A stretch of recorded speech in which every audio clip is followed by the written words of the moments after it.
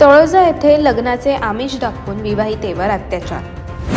तळोजा भागात विवाहितेला लग्नाचे आमिष दाखवून लैंगिक अत्याचार केल्याची धक्कादायक घटना घडली आहे।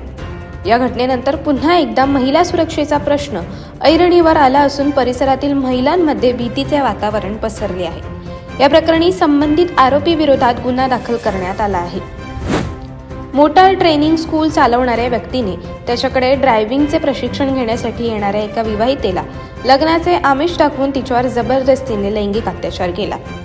किरण पावशे असे आरोपीचे नाव असून तो तळोजा भागात राहण्यास आहे। तसेच पीडित विवाहिता देखील तळोजा भागात राहण्यास आहे।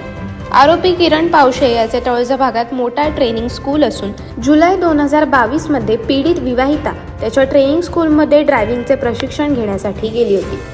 तळोजा पोलिसांनी या प्रकरणातील मोटर ट्रेनिंग स्कूल चालकाविरोधात बलात्कारासह शिवीगाळ व धमकी दिल्याप्रकरणी गुन्हा दाखल केला आहे। तसेच पोलिसांनी आरोपीचा शोध सुरू केला आहे। अशाच अनेक घटना आणि बातम्या जाणून घेण्यासाठी सबस्क्राईब करा आमचे YouTube चॅनल केवी न्यूज आणि इन्स्टा पेज कृषीवल न्यूजला फॉलो करा।